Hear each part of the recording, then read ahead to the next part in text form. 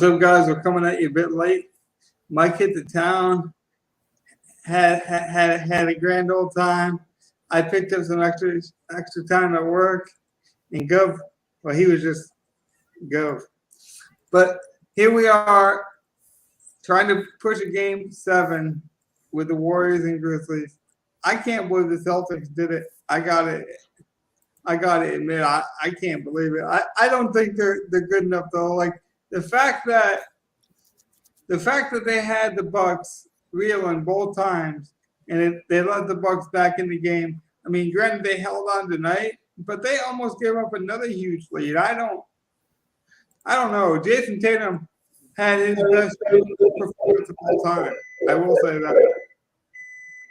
But outside of that, and of course, there's always noise as soon as I go live.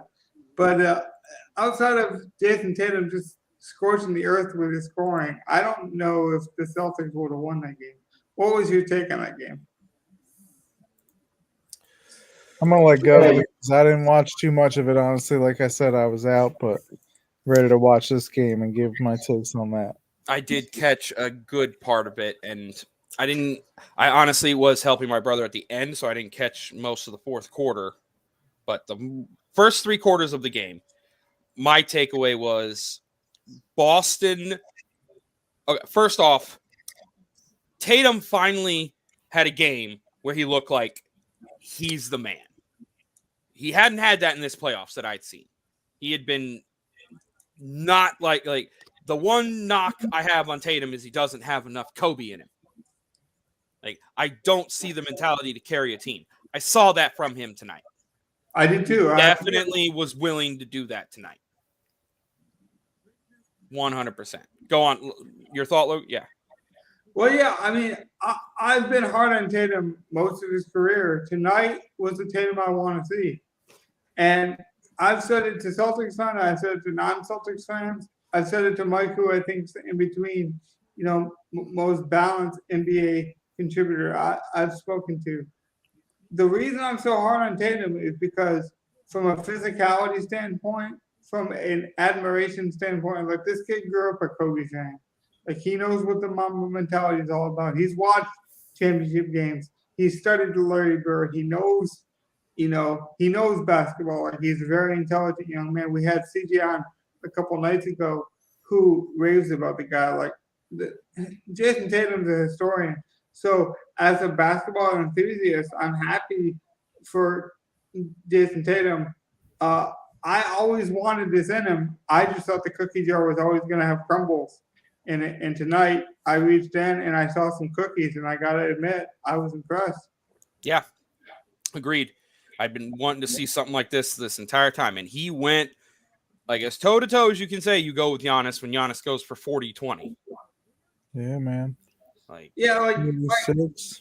always thought Jason Tatum was like that fortune cookie. Like, he looks good on the outside, and then in the inside you just get some bullshit message from him. And that's kind of what I thought his career was. It's like on the outside he looks nice and polished. You crack it open in the middle and you get some nonsense bullshit in the middle. And you're like, okay, well, whenever this fortune comes true, he might be something. Tonight, that fortune came true. He carried that team. He said, I'm not losing. Yes, exactly. And I had been wanting to see that from him. And he got some help too, it looks like. Yeah, Marcus Smart. Brown and Smart both put up 20. Yep. Smart came alive offensively, the defensive player of the year. He had an amazing game for his standards, at least. Jaylen Brown, very solid game. I think it was Drew Holiday finally had a game where he didn't really get any peripherals. And so his going like 30% shooting kind of that he's been doing is finally started to show. Funny enough, he still had a good game. It just wasn't a typical Holiday game. Right. Which is what you needed without Middleton. That's where like Milwaukee, like they were my pick to go to the NBA Finals. That hurt. They kind of need Middleton to get over. Like Boston's probably a tougher team than Miami. I'm going to say it straight up. And they need Middleton to get over Boston. So that's like, oof, that hurts. Well, they got one game left. Or to they decide might it. be. I mean, they can still get over Boston without Middleton, but they need. Middleton for Miami. No, I'm. They need Milwaukee needs. Looks like they need either Middleton to come back or they need Holiday to have one game where he shoots like 45% from the floor. Yeah, he just struggled from 3. It looks like tonight was the big thing. He was 3 of 10 from 3. Okay, so like the last 3 games, he's And like he was set. I can give you the stat more line for like threes the than the rest last. of the team. Yeah, I almost, can give so you. it's I can like- give you the stat line for the last 3 games. He's been 7 of 23, 9 of 27, and 5 of 21 in But- those games.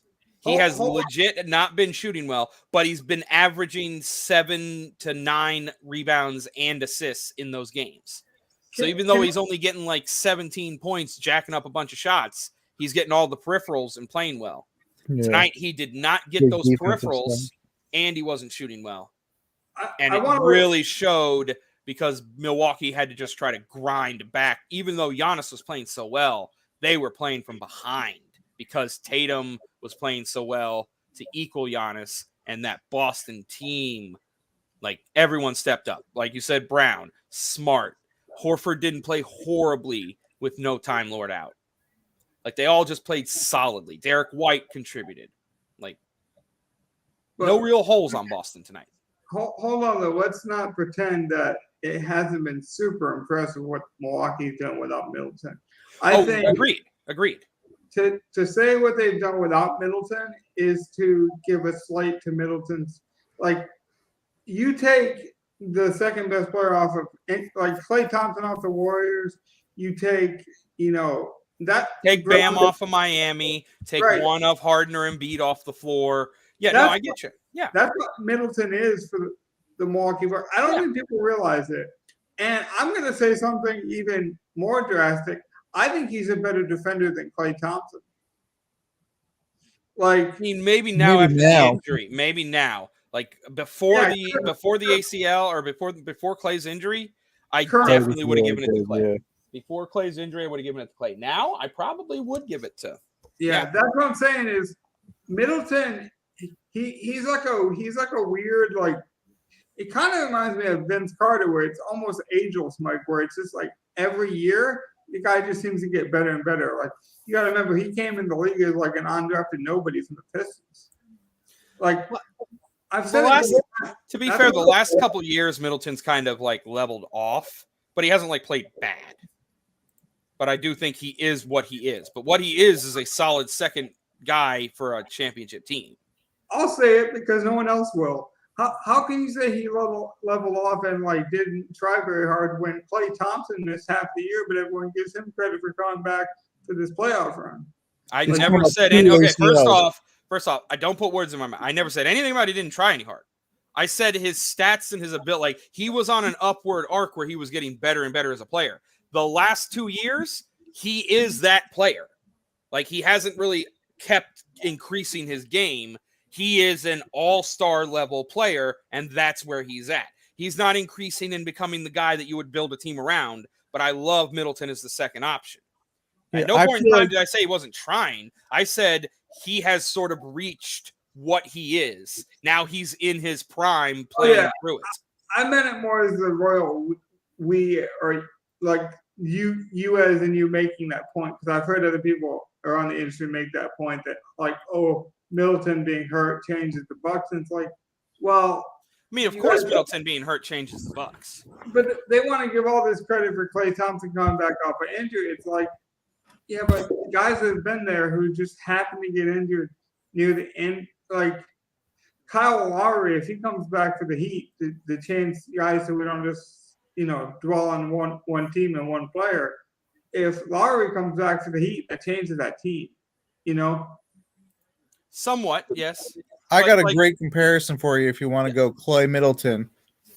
So here's what I think of, because it kind of goes to what Gov was saying. I don't think Middleton has proven anything yet. He really impressed me last year, but here's how I want to compare him to Clay. Clay, the first year where the Warriors won the title, they kind of like, they were good. Everyone liked them when Mark Jackson was the coach. Steve Kerr becomes the coach. They win the title that year. But I still thought, like, okay, Steph's the guy. I think Iggy won the finals MVP, and he definitely deserved it because he played awesome in the finals. But I still wasn't. I still felt like totally Steph's team. Clay plays a nice side role, but I kind of compared him to like Middleton. He just happened to get carried to the title. And then the next year when they went the 73, I think that was the year that Clay had a game 6 where he just went lights out. Yes. I believe it was the second year though. Mm-hmm. And I know they didn't win the title that year. I think that was LeBron's year, but Yeah, they regardless, lost to LeBron in Clay the finals in proved 7 to games. me, okay, this guy isn't just a complimentary player. Clay is his own beast. He is a freak shooter who can get stupid hot like almost nobody else. Maybe he's the best crazy hot shooter when he's feeling it. He's something special to watch too. And if he wasn't with Steph, he would showcase that wherever he is. He put himself on that map. And that's where I feel like Middleton hasn't done that at all. Middleton did prove to me last year that he totally helped them beat Miami soundly in that first round. I remember that specifically, like, because I faded him. I remember in fantasy that whole first round. I'm like, he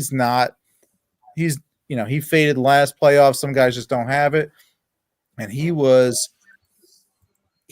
awesome. I feel like that whole playoff run. Don't get me wrong. Again, it was Giannis's team, but he played that second fiddle, and so did Drew Holiday. But I still put Middleton as that scorer, like number 2 before Holiday, big time. And like he was Clay, money with the shot.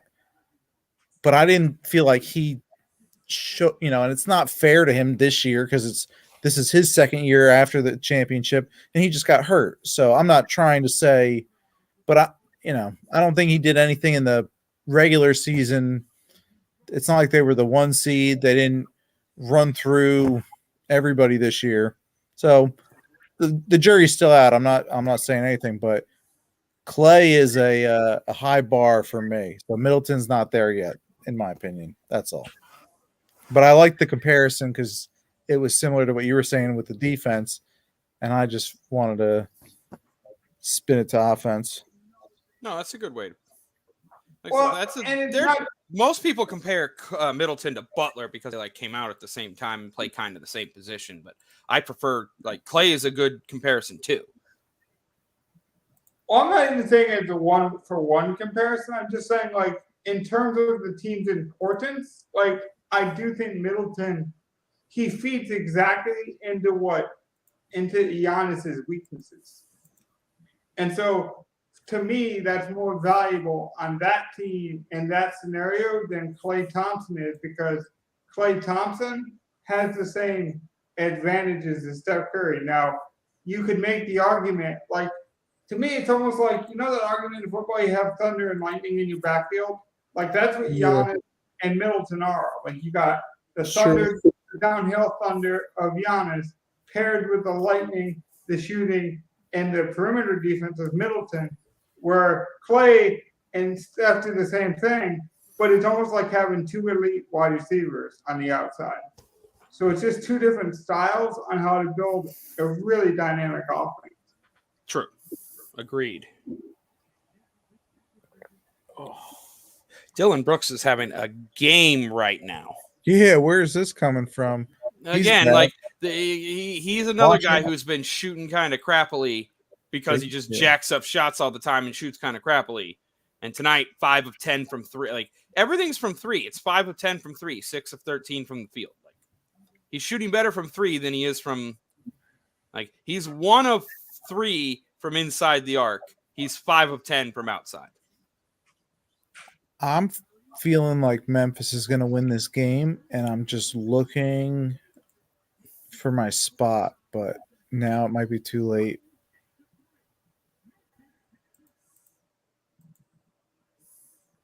I was thinking I was going to pull the trigger in the third quarter because I was hoping the Warriors would have the lead, but let me just take a look. I don't it's even money still or plus money. I think Memphis is just realizing that, like, all right, we took the Warriors' best punch in the fourth quarter, and Mike Brown is not going to be able to motivate this team at halftime or come up with a game plan to beat our defense. And Golden State's starting to get just, I don't know, they're just not looking like Golden State. I would have never guessed the coach could make this big of a difference for this team, the Warriors. Yeah, you would think they'd have enough veteran leadership with Steph and that on the court. Right, like they know how to play their and they've game. had an interim coach before that you would think they'd be able to do something. Yeah, I could get that a coach can win you a game or lose you a game here or there, like,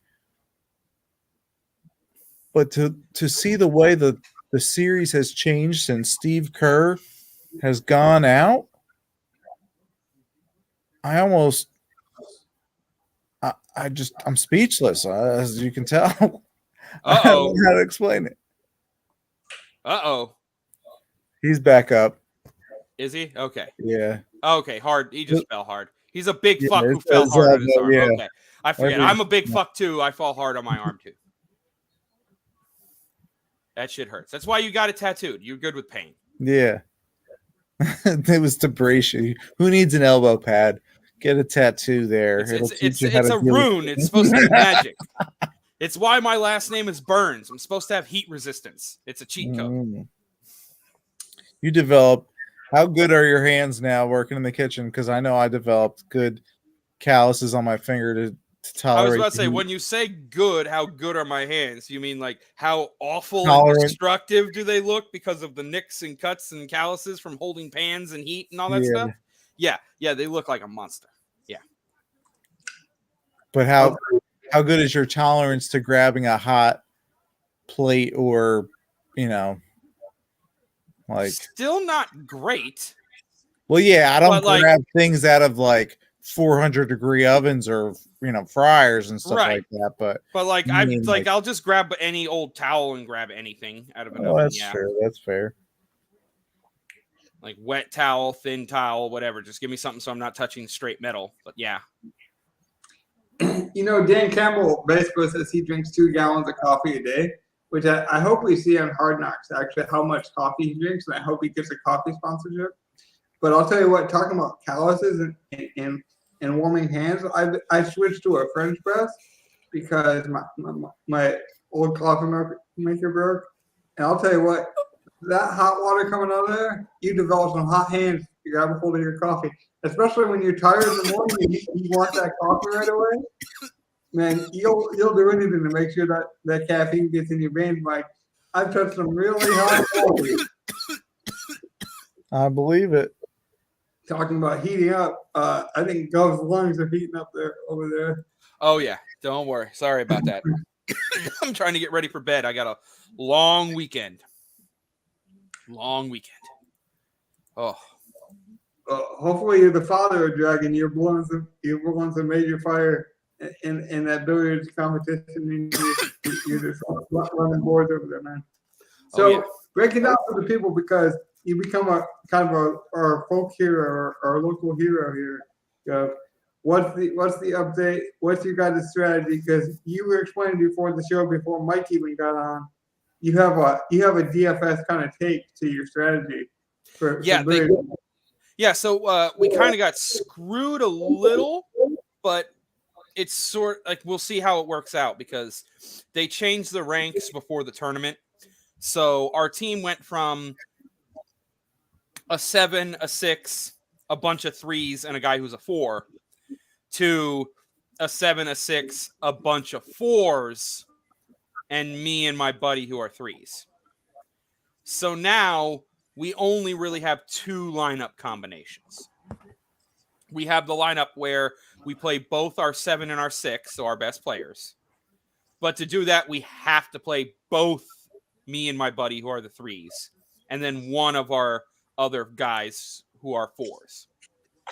The other scenario is the 7 doesn't play, and then we can play the 6 and all of the 4s. That seems So weird that's- that you're not allowed to play the best. Well, no, it's a 5-on-5 competition. Both teams have to stay under 23 when you add up your total rank. That way, a team can't just be all sevens playing all sevens. Right. Oh man, that's tough though. So, like, because of how they changed our ranks, we basically have those two combinations for our 5. It's either the That sucks 6. that they change your ranks just now though. Yeah. They usually do it at the start of a session, but they are able to do it like before the tournament. You'll play as they can make you play as your highest rank you've ever been if you've had a good season. And so 2 of our 3s had been 4s at one point.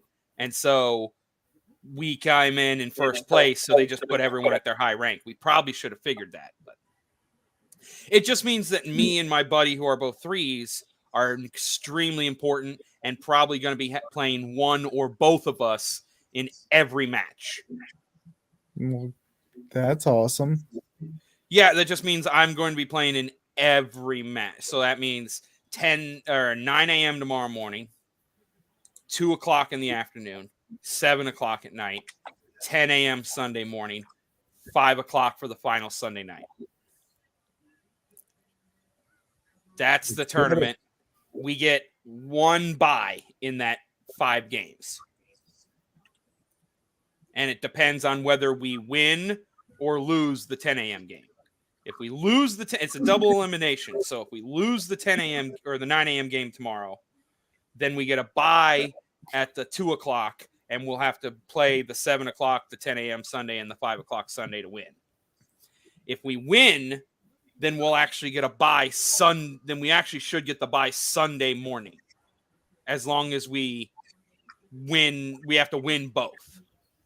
If we win at 10 and at 2, then even if we lose at 7, we should still get our bye on Sunday morning and just play straight in the final. So really, our goal tomorrow is to win our first 2 matches, because then we're almost guaranteed in the finals.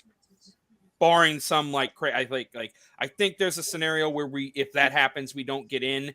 If somehow the bracket falls where there's 2 other teams that don't have an elimination yet. But ideally, the way the bracket works out, there should only be 1 team that hadn't lost once you get to the final table. And so they would be playing most likely us. So let's get back to basketball as we see. Yes. Steven Look Adams. at that bracket again, actually. Yeah, and there's also a little bit of testiness between the teams. Klay Thompson and Dylan Brooks getting into it verbally. Clay's upset with something, but yeah, Steven Adams now limping off the court now. He's got another injury. Let's see what they're at the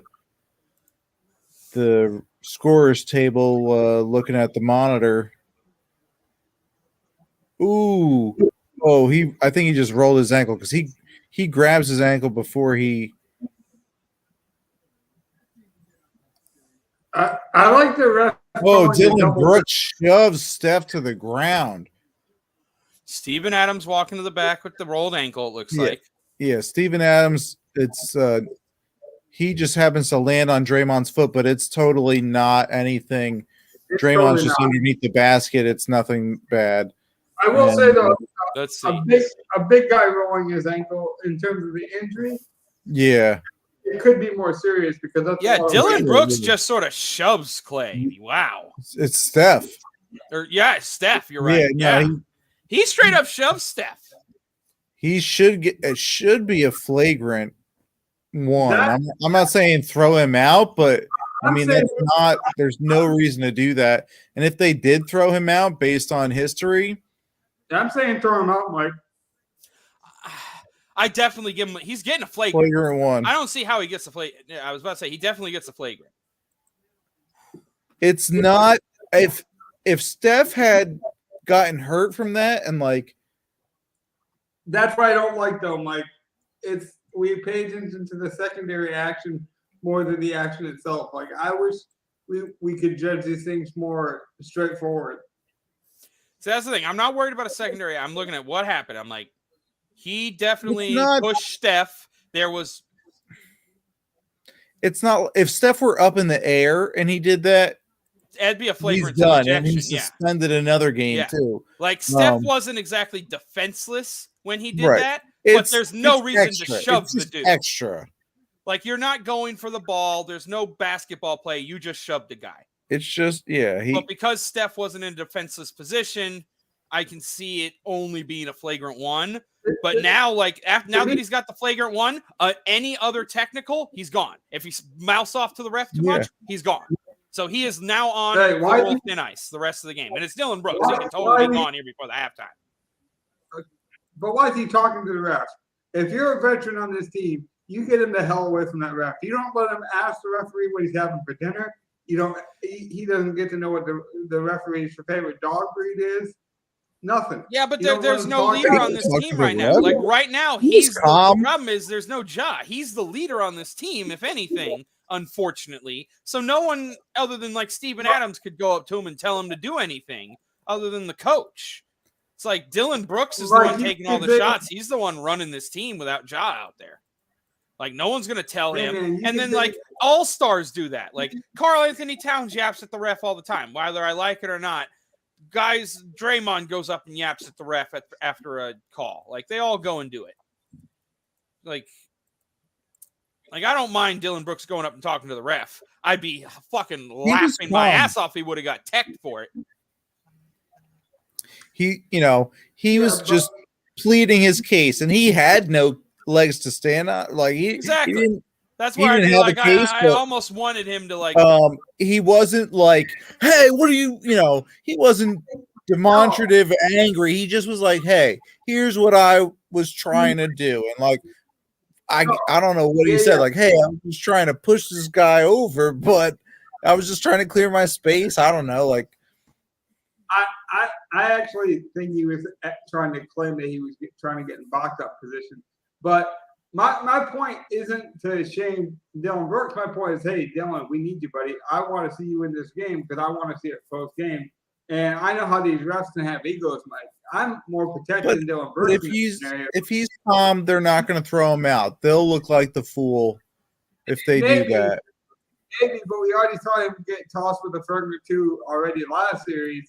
And we already know some of these referees like Steve Jabby or Crawford used to have egos, man. I'm not risking it. Oh, now Draymond to the deck.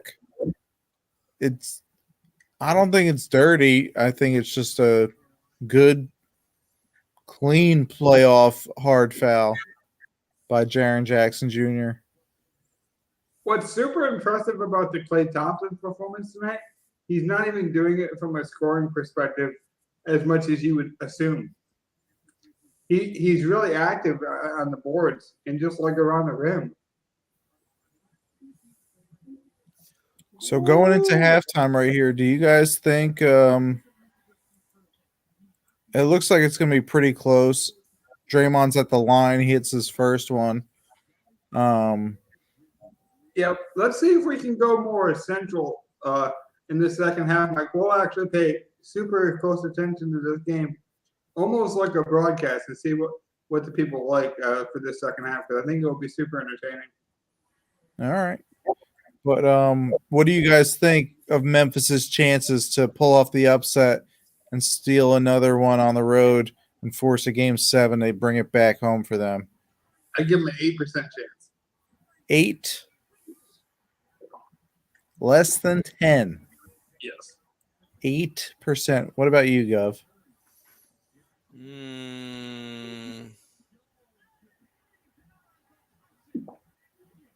20. I give them a better than both of you guys. I don't know what it is yet, but I think they have. If Steve Kerr was the coach tonight, it'd be different. But this game is tied, so it's like oof. Right, that's what I mean. And I mean, like, if you go back to 2 games ago, they were really close. And granted, the Warriors. No, never mind. No, I'm not going away from my conviction. Golden State's winning this tonight. I think 40-60. I give Memphis a 40% chance to win, and I think that's if I can get the right odds. All right, 3-1 right now. The reason I say that, Mike, is because Steph Curry literally has played really bad, been in foul trouble this whole first half, and this game is tied. Obviously I might be a bit behind with being on YouTube TV, but this game is super close. Curry has had a bad game and in foul trouble, which is actually kind of good because he's rested. I think he'll come out with a barrage in that second half. And I just think the Warriors have too much firepower. If John Morant was here, I would give him like a 60% chance. I'd actually favor them. Yeah, I just think that they've been playing really well without Ja, and I don't think the record was a fluke that they were 20-5 without Ja. They're a good team. They play great defense, and they also got a lot of guys that can score too. Yeah. And just because Steven Adams goes out, Brandon Clark's like, I Jaren don't even know Jackson's how this still guy's there. been kept Brandon off the Clark's floor. fine. Maybe Tillman gets some more minutes again. Yeah, Tillman too. Like, he was good at Michigan State. Yeah. They're deep. It didn't look super bad for Adams. He might just be getting it taped and be back in the second half. But like I said, I don't even care if he doesn't come back. They're deep. They can. If I was listening to Scott and Hahn on ESPN Radio, shout out to them. I love that show. Bart Scott and Alan Hahn, and Can't wait. Bart Scott was talking about when guys' legs start to go and they're not in shape. They're not like their legs aren't there anymore because they're getting older. They're hitting front of the rim. And he's like, James Harden was hitting front of the rim on all his shots. Like, he might be done if he doesn't, really put in the effort. And he was talking about the same thing about Chris Paul. And it's kind of going to what Logan always says, and also going to what I say about the vegan diet, man. Watch out for that vegan diet. Just saying. And when you don't have the right protein, your legs, you don't have this, that support and that strength, and you fatigue faster. And so he was just saying he defers all the time. And I don't know, I just thought that was an interesting take. And if the Warriors are at that point where maybe they're getting old, maybe their legs aren't there, this is a young Memphis team. If they're going to play hard for 48 minutes, maybe the Warriors aren't the team that we thought they were. Maybe their time has come and gone. Like, windows close sometimes faster than you think. That is true. People hit a wall. It happens. It can happen mid-season. It can happen mid-playoff. Yeah, so that is entirely possible. I thought Chris Paul was having a great playoffs. I was like, totally he was, thinking, and then he turned 37. Logan was and wrong. He has played absolute now, garbage since. It almost does look like he's hit that wall. And like, I was about to say, I think Bart Scott was talking like some sense into me. I'm like, man, he's got a point. I was about to say, I think the game right after he turned 37 is the game he went like 14 of 14. Yeah. Since that's then, funny. and since Paul then, and I have the same birthday too. That's funny too. Yeah, and since then he's been absolute garbage. It's like he used everything he had after his 37th birthday in that game, whatever it was, game 5, I guess. And now, yeah. Chris Paul, I'm 35 and I feel old, so I can't imagine how you feel. Look, with all those games under your belt too. Plus now you're vegan. I mean, it's not even Chris Paul's fault. I almost blame the Suns in some way, or even the fans, if I'm being honest, because we expect Chris Paul to be this all-star, and he is, but it's like he should be utilized in a different way, the way Boston has utilized Al Horford, or the way Vince McMahon utilizes his Hall of Famers for WrestleMania moments. Like I know we love our crossover events when making these analogies, but like I feel like Chris Paul should have been managed better. He should have been managed like Steve Ballmer managed the Clippers and Paul George. Now, Leonard didn't come back, so it kind of ruined it. But they had the perfect setup where Paul was going to come back and Leonard was going to come back. Now, the cog was that Leonard never came back. But I would have much rather seen that than seeing the Suns be the number one seed. The cog was that Leonard never. And now Paul is struggling because I think he expended too much. Personally. That might be but they played well enough to deserve the seed. I feel more like it's like Paul was always the cog to help Phoenix get over the edge, but he was never supposed to be like one of the top guys. Like, they should have sacrificed the seeding for his rest, in my opinion. I mean, they didn't. Like, I'm trying to think. Like, Chris Paul didn't really come back until like the last couple of games to just sort of get in rhythm after that hand injury. Yeah, he kind of played that poorly. He played in the All-Star game with the thumb injury and then sat out. It's like that's sort of a crap thing to do, but whatever on that. And like they clearly were the number one seed. They didn't have to like not rest guys to not be the number one seed. The problem right now is Ayton and Booker need to be the 1-2 on this team, and that's not happening in a lot of these playoff games. And if they go away, if Booker and Ayton go away, Paul is not capable of being that Chris Paul to just take over the game. Mike, just some headline news. Maury already said Doc Rivers is returning. I don't know why. We can debate later whether it's a good decision for him to come back or not, but why even announce that you're not going to explore or even have discussions about maybe even moving him up to the front office, similar to what Boston did with Stevens, and bringing in a younger guy to tool? Like, what is the advantage to already announcing he's going to be the head coach? Well, because Daryl Morey can't announce he's going to move up to the front office because that would be Daryl Morey's job. Like, hey, we're going to – I know Danny Ainge did it but Danny Ainge just retired, I guess, or I don't know. But one thing, again, on the Bart Scott mentioned that he had heard live that Daryl Morey said that they are retaining the rights of head coach Doc Rivers, which he thought meant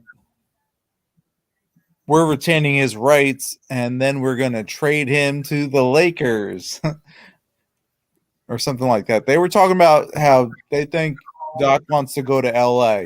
This is not 1990. We're not seeing a John Gruden-like trade. Get out of here with that. Doc Rivers was already traded once. I know, but I don't think he was the first coach I've ever heard of being traded. If anyone can do it again, it'd be Doc Rivers.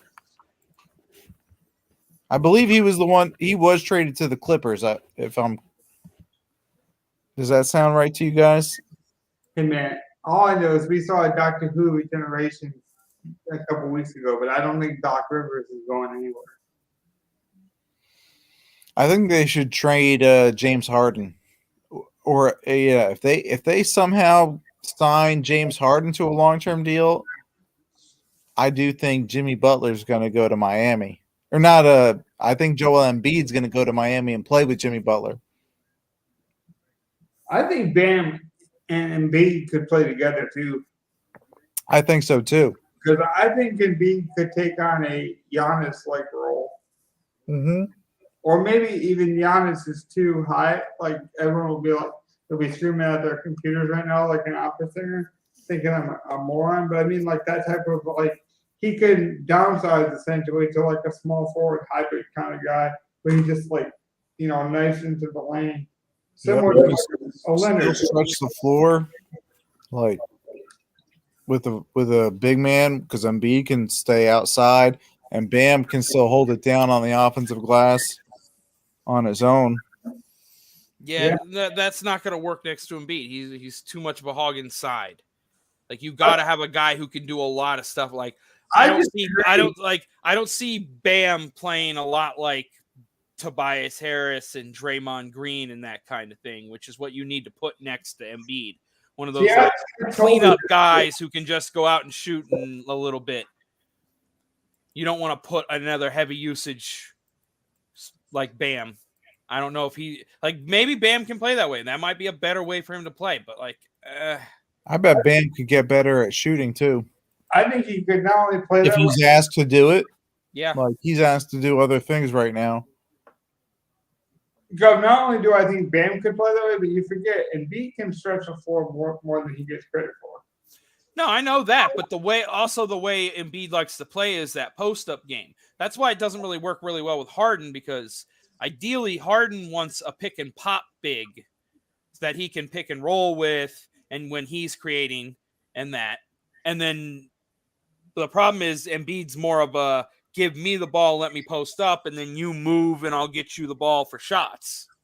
Yeah, I bet you Bam could be a good corner three guy. No, I would say like everybody on Miami. I would say everyone on Miami would fit for Embiid outside of maybe Bam. If Bam can play that like superb Draymond Green, Tobias Harris role where he's fine getting like 6 points, 10 boards, 8 assists on a regular basis. Like as long as he's having that as like his average, then totally. But like Embiid needs a bunch of defensive shooters who can like move around on the court, which is a lot of what I see with Miami. Only Jimmy Butler has the ball in his hand with guys doing that, and they're running a lot of like actions and motions and that. Get Strus open, Vincent's running it, Victor Oladipo open. They do use a little pick and roll, but that's more like when Dedmon and a little bit with Tucker. But like that's why Miami's good. They have a very versatile offense. But I think switching out, see, that's the thing. Like Bam would probably be the better player to do it with. You'd want to get rid of Tucker and put Embiid in there. But that would make them a very dangerous, Embiid and Butler in Miami would be hard to beat. Like now I'm saying, well, that team's coming out of the East instead of Milwaukee. Like it's that drastic where it's like all year I'm like, I'm going with Milwaukee to come out. And then once I started seeing what the Warriors were going to be, I'm like, if the Warriors stay a top 3-4 seed, I'm picking them. And then they're like, once they were like locked into the top 3 or 4 seeds, I'm like, was about February. I'm like, I'm going Warriors. Warriors are my team. So, like, I'm not going to go away from the Warriors. I am on them 100%. Now I'm thinking it's going to be Warriors versus the Heat. But come on, I was on them too with you, and I know I took the Nets Warriors, but you took Bucks Warriors first, so I had to pick something different. But I still think it's going to be Bucks Warriors, although I can't even say I'm confident in the Warriors right now because they're not looking at like the same team with Mike Brown as the coach. And I'm sorry to keep harping on that, but Mike, I got to interrupt you just for a moment just to make sure I don't leave either one of you hanging. I got to use the restroom, but I don't want to leave. Like I know Gov has to go pretty soon because he has to get his beauty sleep for the parlor. So I was going to try to use the restroom so that way I don't leave Mike hanging a bit later. Go for you. All right. Well, I don't got to leave for like another 10-15 minutes. We're good. Okay, so you can hold it on. All right, great. Yeah, I got a hard out in about 15 minutes. So yeah. Carry on, my wayward sons. All right, we're good. But but this is going to be a good second half, like close game. I am right excited now. for it. I am excited for the second half. All right, random thought for a TV sketch comedy show. But I had this idea the other day when I was listening to this, and the commercial just came up on the TV in front of me. But it's the Cars for Kids commercial. Ah, yes. Yes, right. So they got that catchy jingle, and then now at the end of those commercials, they're saying like, "Hey, if you don't have a car to donate, like we're now accepting like this, and like real estate donations, and like it's like of course, who wouldn't take like a free real estate donation? Like I can sell that for money." So anyway, I was just thinking like, what for some reason my mind just went in another turn, and I thought, wouldn't it be funny if we had like this? Have you ever watched the Onion News Network? No. It's a fake news network. No, Like I know what the Onion is. I've never really watched it. Yeah. I used to think the same thing, and I will say, check some of their shit out. It is hysterical because they have these newscasters like they're doing a real story, and they're so genuinely caring and interested in the story, and they're like, wow, that is interesting. That this kid is just this 13-year-old drinking prodigy, and he got a scholarship to Ohio State. Like it's absurd. So I was thinking, what if we did this like donate your bling to kids who need it? Like say you're retiring from the game, the rap game or the hustle game, and you need to hang up your chain. Donate it to a young kid who doesn't have the opportunity to have this bling, and get him to, learn the importance of flossing, showing it like you got it. Like, I don't know. It's a crazy, stupid premise, but I think like there's something to that. Yeah. That's just Kids just going around like having super big gold chains on, like yo. I don't know, just like talking about Flavor Flav. yeah. I don't know. And then you try and spin it as like, but this is important. It's teaching the youth like the importance of like, showing off. Like obviously it's a joke. How important is that? This is the most hilarious thing ever. Stupid. I don't know. Am I supposed to shoot people who truly believe this, or am I supposed to just laugh because it's definitely a joke? Because I feel like those are the only two options. It's either a joke or you believe this and I should shoot you. Okay. Yeah, it's true. It's true. Now, Mike, I'll be honest. What? That's like the stupidest idea that I've ever heard. That's why I'm like, either someone needs to be shot or I should be laughing my ass off. What is it? I will say, in the 90s, we had. Well, yeah, it's not a real thing. It's supposed to be a spoof. Oh yeah, like on Steven a Adams with the sketch rebound. show or like Chappelle show. Tell me they couldn't do a good job of making that a funny skit. Oh, I've never, and I'm a fan of Dave Chappelle. Shout out to the guy who tried to attack him, by the way, and got curb stomped. I'm a fan of Dave Chappelle, but I couldn't stand his sketch show at all. So maybe I'm just not the audience. But like, Yeah, I love that show. there are always a time and place for different people. And by the way, I got to mention, because I know you're a huge Always Sunny in Philadelphia fan. Oh yeah, I don't know if you know, but they do their own podcast now. they do. So I should check it out. I haven't listened to it, honestly. I don't know why.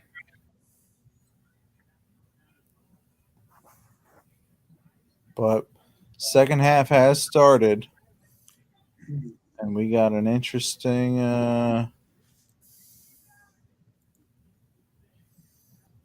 Steven going right Adams now. back out there. Yep. I thought it didn't look as bad to me as everyone was saying, or whatever. Like it really didn't look that bad. The way he pulled it up and grabbed it, and then he thought it was something, but then he walked it off. Looks like it might be taped up a little. Yeah. Jaron Jackson. yeah, Tyus, yeah, man, who do you think's made more money for themselves? Tyus Jones or Brunson? Are they both free agents? I have no idea, but just in like a vacuum. I think Brunson is, because they've been talking about him like he's been making money for himself, and then also after he struggled in the first 2 games, they were like, "Oh, well, now he's costing himself some money." But I agree with you. Tyus Jones has shown to me, even before Morant went out, as a backup point guard. Yeah.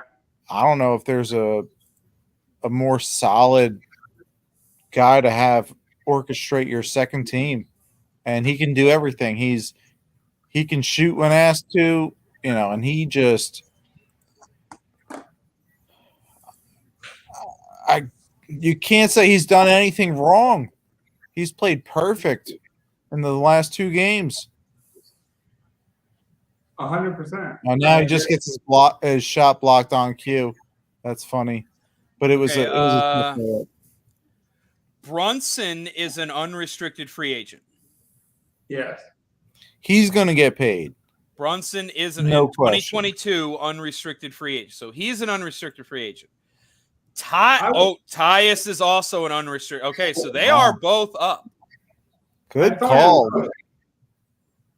I think Brunson probably gets more money. But I think both of these guys could legit be starting point guards I'm going to call it like I think Tyus Jones to the Phoenix Suns would be a great fit. That would be a great fit, and get rid of Chris Paul. Let him go to LA Lakers. Yeah, my dad might hurt. My dad would hate that. No more old fucks. You know where Chris Paul actually would fit in really well? With I know he can't go to the Lakers because they can't afford him. They're already maxed out. Oh, he would fit in well with the Celtics.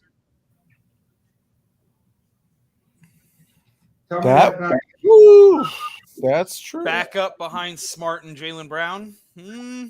No, I think he would. I think they could all start.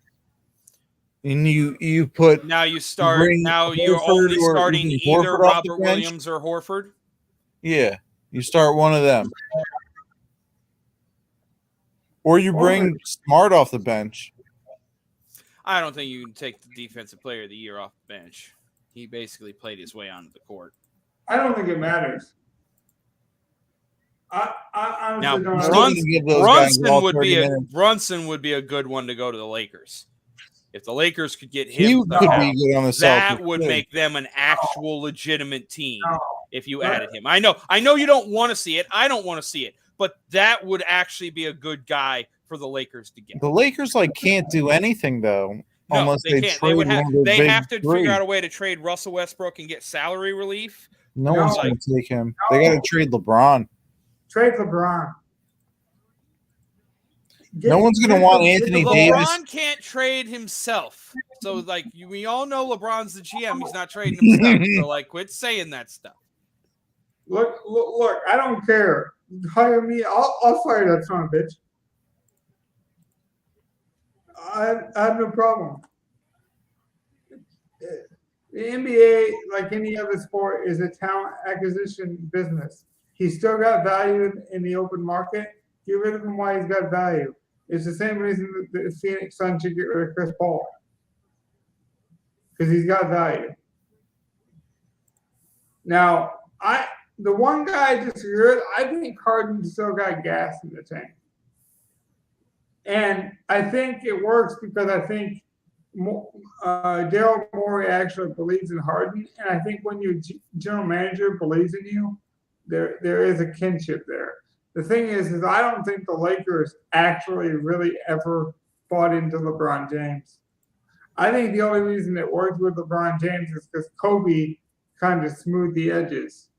Because everyone respected Kobe, including Jeannie, and then Rob Pelinka was obviously Kobe's agent. And Kobe and LeBron had respect for each other. After Kobe's death, I'll be honest, I don't think anyone in that building really respects LeBron James as the businessman. As a player, I don't think anyone would ever disrespect him. But as a decision maker, I don't think I don't think he has any say. So sorry to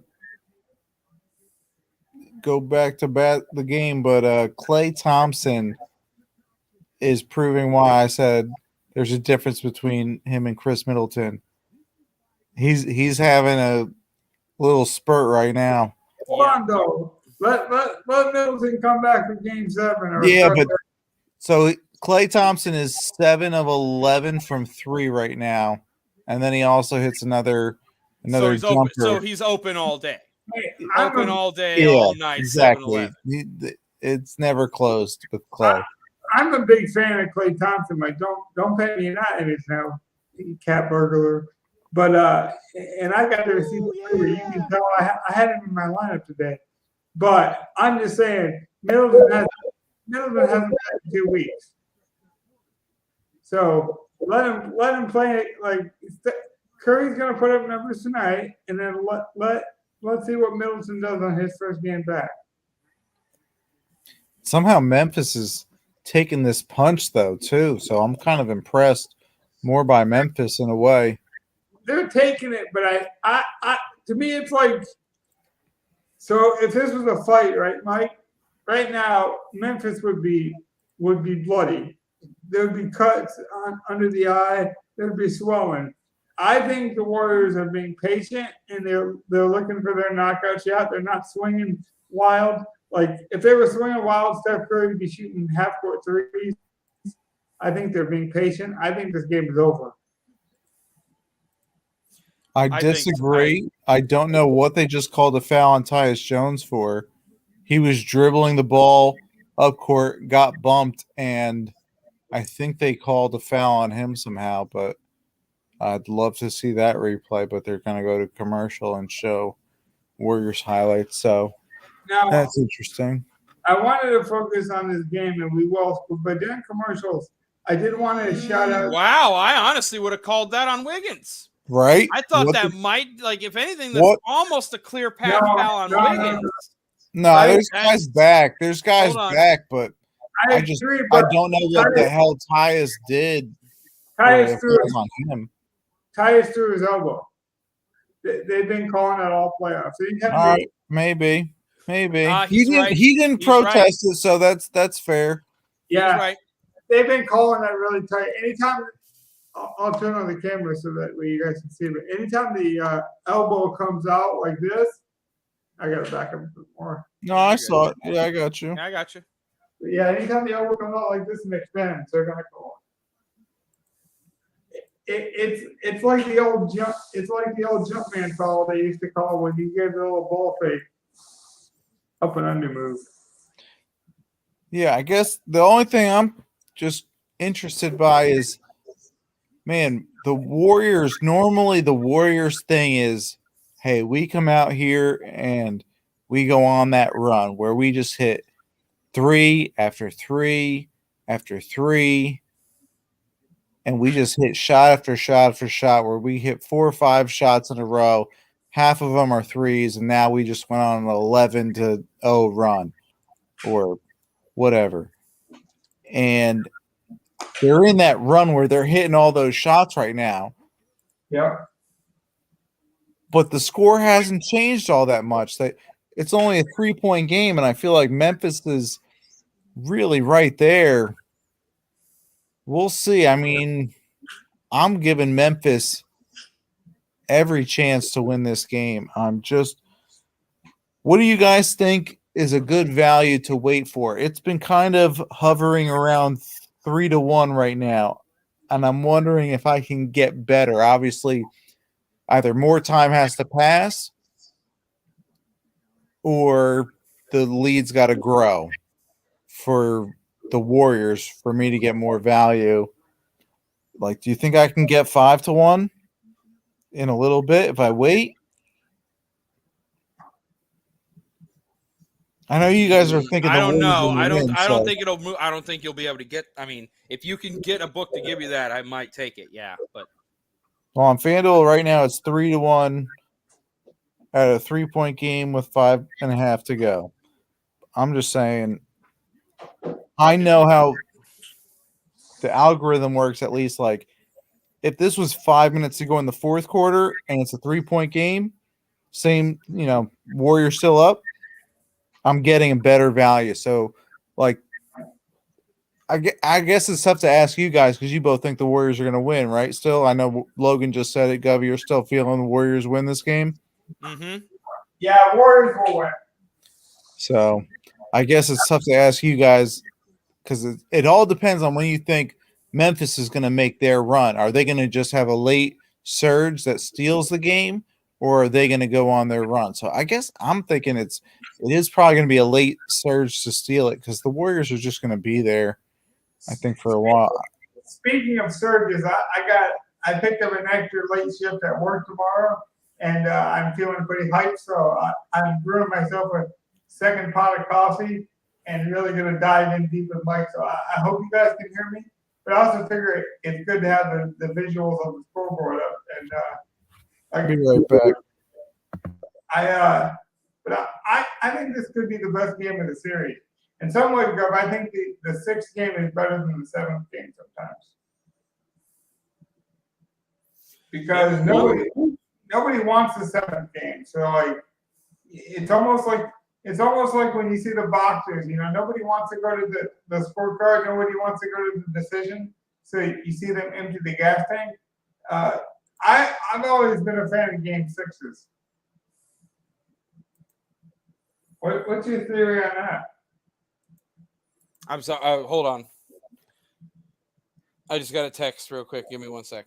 It's okay, I can ban. Right now we have Jackson out there.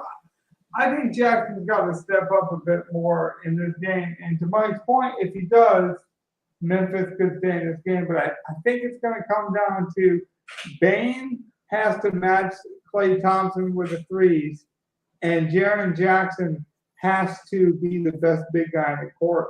Because I do think that's the one advantage that the Grizzlies do have is the Warriors don't have any true big guys. And I think that's like the kryptonite of the Warriors in terms of a matchup. Phil Jackson was always a fan of that too as a coach. He always said he didn't care who the best player was, he wanted the best matchup. And then he would play his best player against that matchup.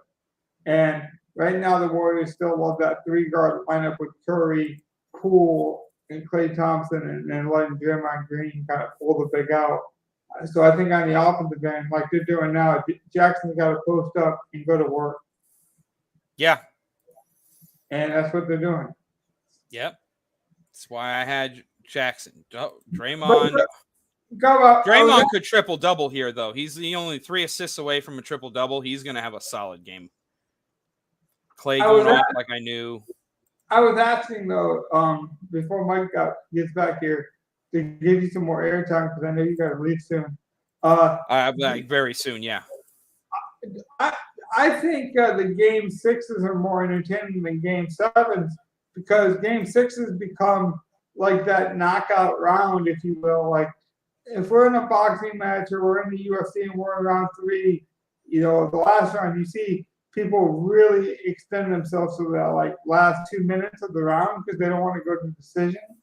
I think that's kind of game 7 or game 6 where nobody wants to leave it in a one-game scenario where referees can affect the game. So I think you see both teams just empty the tank in game 6. And actually game 7 can kind of fall flat sometimes. So buckle up, guys. I think we're going to see a roller coaster down the stretch. What do you think, Joe? Ooh. I don't know. Maybe. It could be.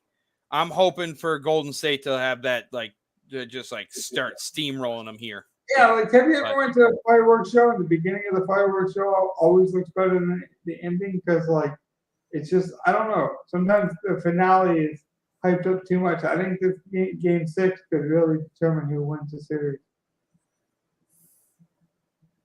But I'm always a big fan of momentum. I'll let you go, though, Go. I can hold it down. I know you got to get going, man. Oh yeah, I can wait a minute for Mike to get back.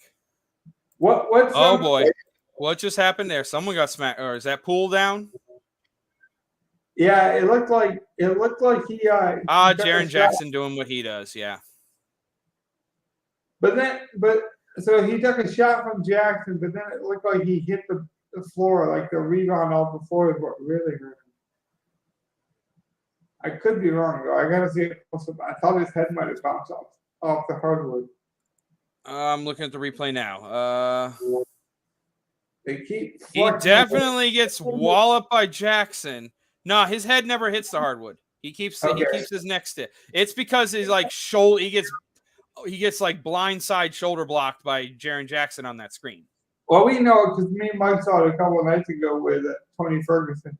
Dude, the elbows are really sharp on a person's body. You really want to slice somebody open or do some damage. You hit somebody's elbow, and that's what it looked like. It looked like he went right into the elbow. It's getting chippy out there. Yeah, I know. I kind of want that to happen. I don't have enough Dylan Brooks where I wouldn't be minded if he got a technical and got tossed. Who does that favor, though? I mean, historically, you think of like Draymond Green as like this Bill Laimbeer kind of character, this like rough and tumble guy. I think if you can get inside of the Warriors' head, it might actually favor Memphis. To Mike's point, I think the chippy game actually might favor Memphis, just based on their reputation. Like, but Dylan Brooks is getting that reputation. It's kind of a scummy, kind of quick technical guy too. Because I thought maybe you could leverage it and get a Draymond Green technical, but I guess both teams kind of have that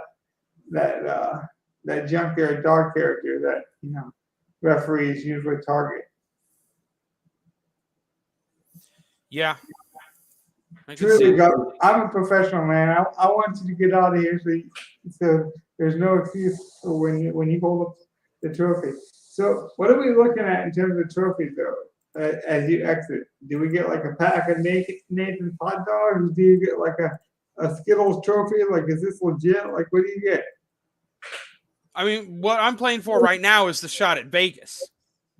Yeah, I'm saying, like, what's the kicking caboodle? Because I'm sure people aren't, by the way, Bill, I honestly don't even know what the prize pool is for winning at Vegas.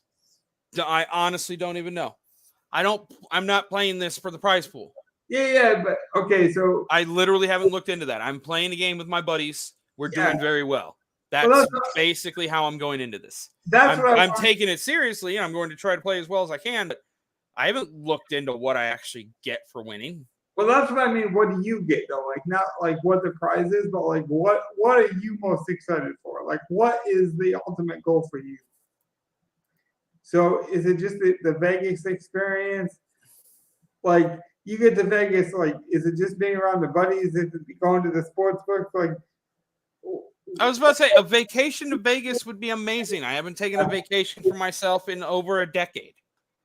So, like, anything like that would be awesome. Just having fun with my friends like I do once a week is all I'm really trying to do. If we have an amazing weekend because we do well in this tournament and we get to go to Vegas, great. If I get to have a vacation in Vegas here, awesome. Hey, man, we need to look it up when you guys are in Vegas, because we need to know if there's any good. The NFL schedule just came up. Maybe there's a good game in the new Raider Stadium you guys could check out, or a good sports book. There's also some really good buffets in Vegas too. You'd have to check them out, man. I know Gov, he's into his food, so that'd be. I would obviously be looking forward to all those things, man. But yeah, I don't know what you go, man. Unless you got something else to close up the show with, because I want you to get your beauty sleep, man. Just Dylan Brooks, slow the F down, and let it all be Jaren Jackson and Steven Adams. Come on, throw it to the bigs. Throw it to the bigs.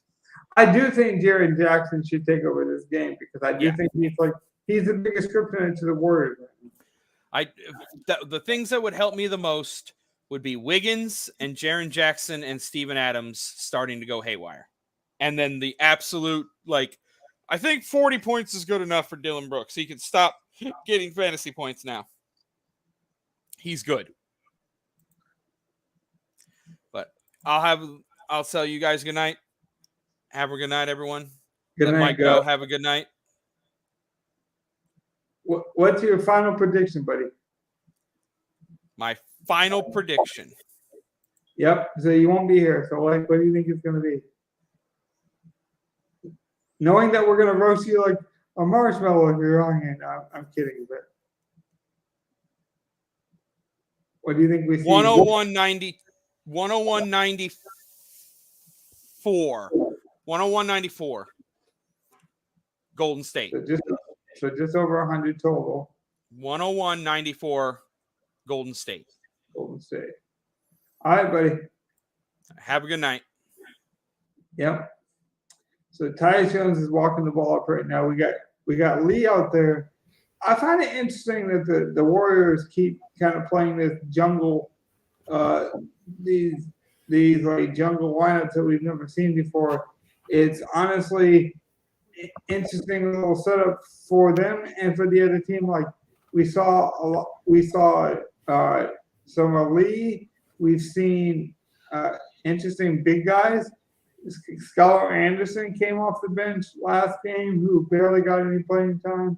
I don't think that was just blowout minutes. I really think Mike Brown's kind of trying to figure it out. Kuminga's had some early run. We see what's the young Maxi like shooter that I always forget his name on this team too. It's Who? The young guy shooter? Poole? no, the big shooter that like Wiseman? No, he's out there right now. He played for like the Sixers. It'll come to me. He's just got to hit it. He's got to hit a crazy three. The elite. Oh, yeah. That's Like, right. I forgot he's on that team too. I feel like they're searching for like any lineup combination. And I was telling Go when you were gone, I think the one kryptonite they got is that they don't know who that big is. So if I was Jaren Jackson, every time I'm down the court, I'm posting up. I'm putting those European bigs in situations where they're uncomfortable, man. So Brandon Clark. Oh, I thought he did a good job on Steph, but then Steph broke free. Got a good easy shot. Brandon Clark reminds me of Jackson Hayes, where it's like there are moments where you're like, oh, this guy's going to be good. And then there are moments where it's like, oh, he needs to go back to the D League for 15 more days. It's just the consistency is not there yet. I think he's really good. I don't. He just doesn't get the opportunities all the time, and like it's not that he played bad defense. Maybe he did over commit a little bit to Steph, but like that's a tough matchup for him to guard Steph too at the same time. But I just like that he guarded him. He didn't make it easy for Steph and just say, hey, like take a shot. I dare you to shoot. You can't do that with Steph. So I like what he was doing. That's also what I'm saying too. It's not even all his fault, Mike. It's sometimes the coaching staff's fault to put the players in the right positions. And I don't know if they've done that. Like, I like his talent.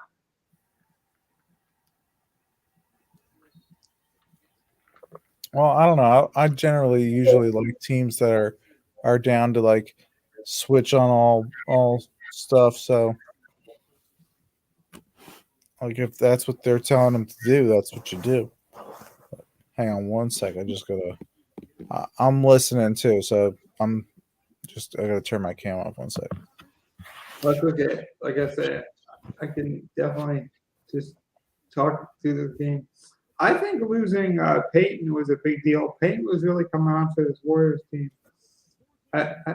I think people forget how valuable the role players are.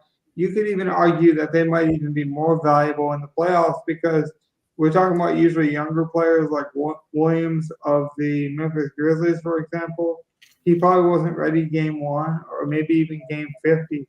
Come playoffs, when you're talking game 90, game 91, these guys have been in like professional level practicing all season, and now they're finally ready to be professionals. I don't think people realize the development of these young kids when a lot of them don't even go to college for a full college year anymore.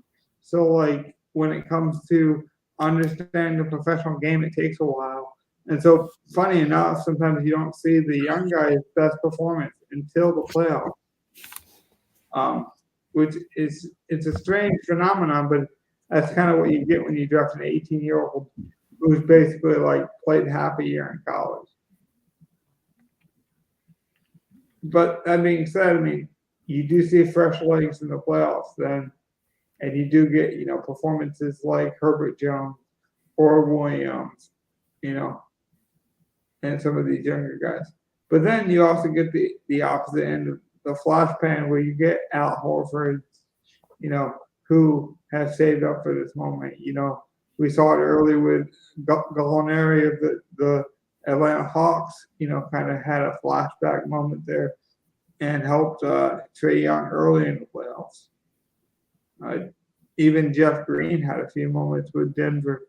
So that's why I find the playoffs to be interesting. Just for those stories, because you do see so much development and growth in the NBA. It's almost similar to baseball, even though baseball gets this reputation for being boring. I think baseball is a marathon sport where it's like near the end of the year, if you develop your prospects right, they could make a huge difference down the stretch. Yeah, I'm starting to look at this line right now since we're at the third quarter break. Yeah, it's a good time.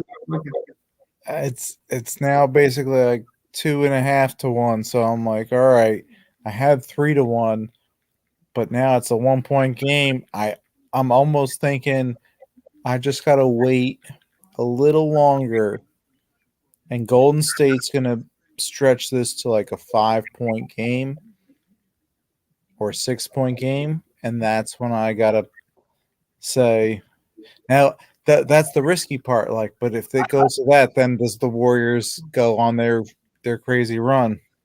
Yeah, I can't co-sign that one, man. I hope you're right for your sake. I would never cheer against my friends. That's why I don't even like. You have the Warriors tonight, by the way. I don't know if you do or not. Yeah, I didn't bet this game. I bet the last one, but I didn't like the props to go along with the odds. So the only way I would bet it if it was live. And honestly, I saw some good prop bets. I saw some good prop bets for the USFL out there that I had to snag.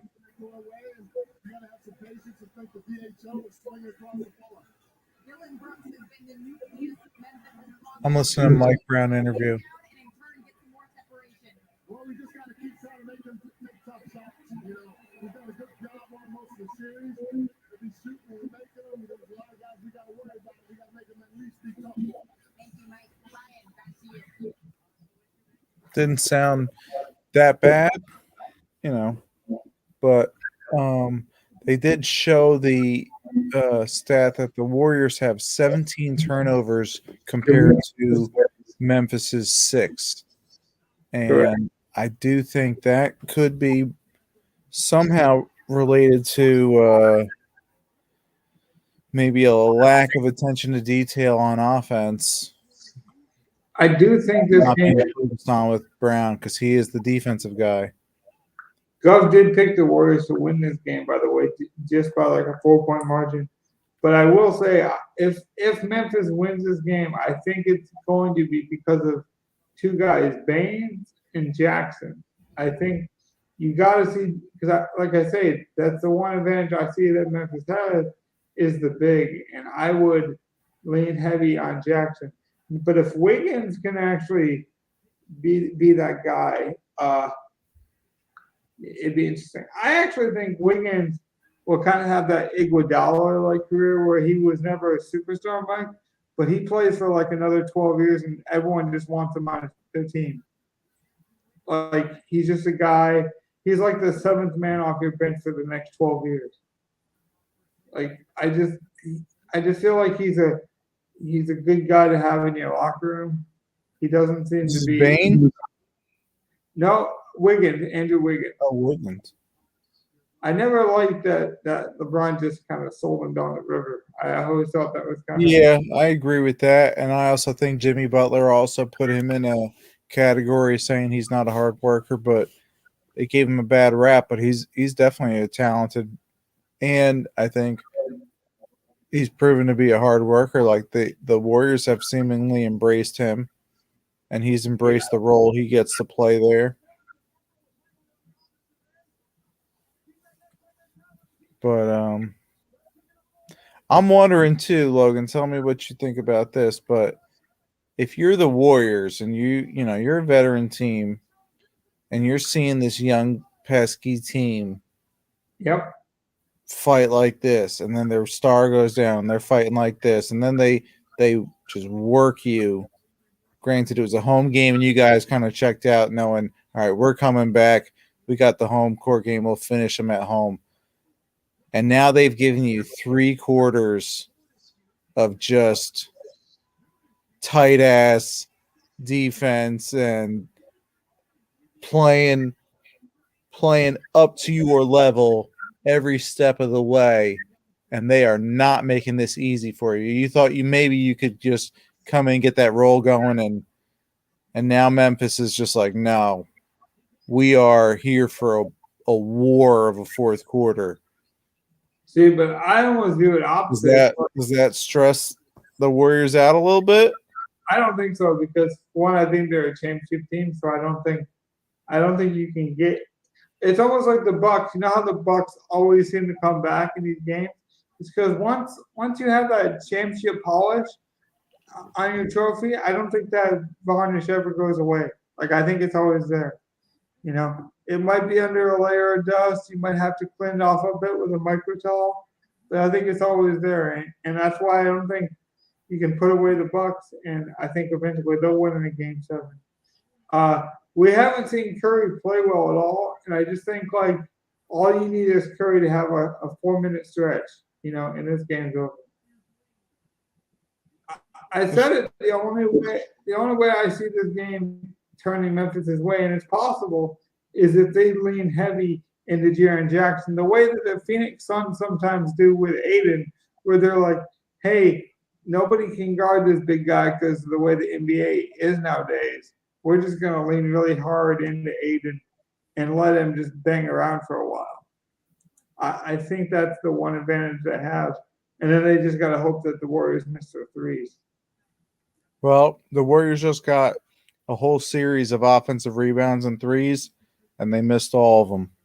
And they finished with Clay shooting an air ball. That's what I'm saying. You got to get out on the shooters. You got to make the shooters put it on the floor. Like, if they hit a three, they hit a three. But my coach always said, make shooters move. Once shooters get comfortable in their spots, that's when you got to worry, right? When Klay Thompson can choose where he shoots the three, that's the problem. Klay Thompson and Steph Curry, they're always going to be good shooters, right? And that's just a given. That's a skill set, but you want to make them as uncomfortable with their skill set as possible. I'm always going to wake up at 9 in the morning for my job, Mike. But if you want to make me bad at my job, you want to tire me out before I go to bed, because I'm going to wake up at 9 regardless. But you want to wear me out, and that's what Memphis has got to do. They can't worry about if Curry hits the three or not, but they got to wear him out. Yep. The Warriors definitely they don't win this one, they're going to be in for a doozy in Memphis. They're going to want to whip that trick again. You see the promo for the Celtics and Bucks. It's the same thing. I mean, build that wall, that whole narrative with Giannis is kind of silly in itself, but there is something to it. It's like you can't stop Giannis, but you do want to build the biggest, tallest, wall as possible, and you hope Humpty Dumpty falls off of it. Now, Giannis is talented enough to jump over that wall most times, but you just want that pole vault to get higher and higher. So every time he goes to the rim, he has to extend his energy a bit more. It's the same thing with shooters. You want Steph Curry to have to work harder to get off that screen. Because once the ball's in his hands, I mean, it's the same rhythm. It's up to him at that point. But if you can make it hard for him to come off that screen, that's when it's like Dylan Brooks hitting that shot. It's like once he starts dancing and can get in a rhythm, it's like, uh-oh. Yeah. No, this game's going back and forth. This is a great game. But I mentioned it when you were gone, Mike. I don't know how much of it you heard. I actually think game sixes are more emotional and more high octane, high energy, more entertaining to watch because I know we mentioned a lot, but we're fight fans. It's almost like in the final round, you don't even want to get to the final round sometimes. You like want to put it away before it gets there. So you'll see guys empty the gas tank before the final round sometimes because you don't want to leave it in the judge's, hand. And so I think the game seven is kind of in the referee's distinction sometimes, or the nerves. So I think sometimes you see the players just come out in game six and exert all their energy. No, I do think still there's nothing like a game seven, so I'm not gonna totally agree with you there, but I get what you're saying that sometimes you just want to empty the tank and go for the finish. Yeah, I don't know. Sometimes I think the beginning of the fireworks show is always better because the end of the fireworks show, everyone always expects too much from the grand finale. You got the car engine starting up, people start beeping their horns. At the beginning of the show, people are settling in and they know what to expect. I don't know. Game sevens are getting a little overhyped for me. I like game sixes. There's a hot take. Yeah, that is. I like salsa, but give me salsa verde. Like I like things a little different. That is a different one too. I'm not a huge fan of the salsa verde. It's not that it even tastes that bad. It's actually just, why is it green? I know why it's green. It's because the tomatoes they used are green. But why aren't you using ripe tomatoes? And I don't even like tomatoes. That's what I like about Tom Brady. We've gone over this. Yeah, but tomatoes, man, I'm telling you, before they mature, they're better, man. Salsa needs to be spicy. That's the best part about it. Yeah. And verde is mild. It's like, oh, you can spice up some salsa verde. You can spice it up. But I will say, man, condiments underrated. People sleep on condiments because condiments get the bad rap of being greasy or bad for you. There are some really healthy condiments that can really boost a meal. yeah. Honey mustard, if you got the right honey mustard, super underrated. I was I love turmeric, man. I'm a big fan of mustard. Yeah, I wasn't always the biggest mustard fan, but I actually started to like it because I think McDonald's puts mustard and ketchup on their burgers, and I was like, all right, this ain't bad. So then I started putting mustard and ketchup because I used to be just a ketchup person on the hot dogs. I'm like, all right. And then I started to realize, okay, mustard's not that bad anymore. Maybe honey mustard isn't that bad either. And some are okay, but then when you got the good kind, whoa, that changes everything. That's it's like that. Lay's honey mustard, or it's like that's a good, easy one for everybody to know. Well, that grainy deli mustard is really good too, man. And a lot of people don't realize. I don't want grainy. I'm a texture person. Oh, I see. See, that's why I don't want tomatoes. But I'm telling you, man, it doesn't. You can have your different salads, but I'm telling you, condiments can be a lot healthier than people realize. Mustard is a 0-calorie thing, and dude, moisture and flavor, you can take a lot of things to the next level.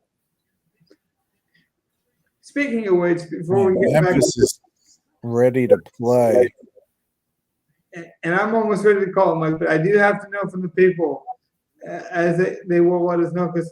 You got to fake it till you make it sometimes. So you just got to ask people and hope that eventually somebody sees this. What do you guys want to see in the offseason? So, when the playoffs are done and these type of things, what kind of topics would you like us to discuss? I would love to do some Q&As and just, hunt Twitter down. There's a ton of polls and suggestions and that kind of stuff. So, I still think we're going to have a ton of content coming on the pipe even after the playoffs. Big three by Baines, by the way, assisted by Tyus Jones, as you guys can see on the screen. We're a bit behind Mike, but that's good because then we get the live reaction from Mike.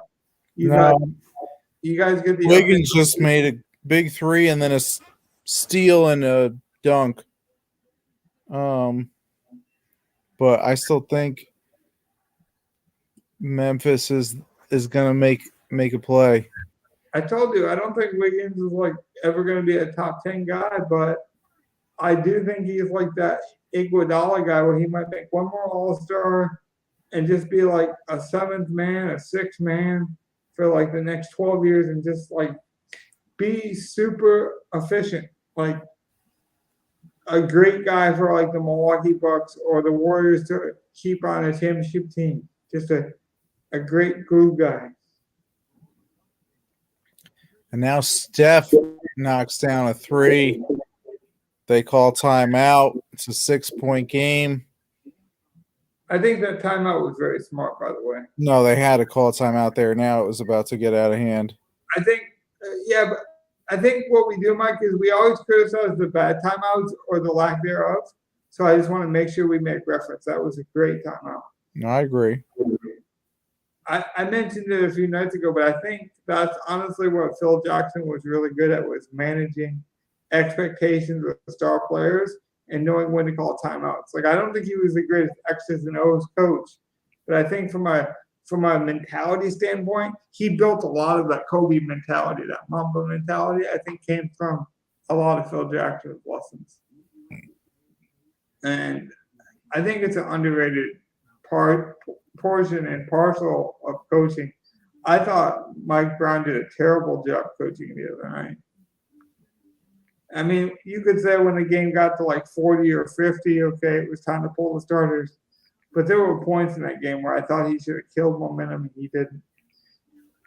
So I just want to mention it. Like, I think that's a great timeout.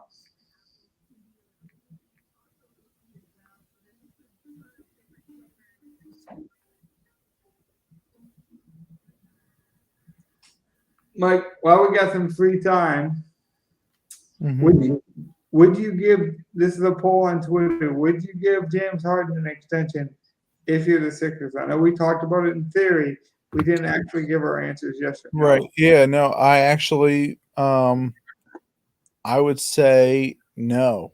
And I would say make James Harden prove it next year and get in shape, because there's a lot of talk about how he likes to go to the club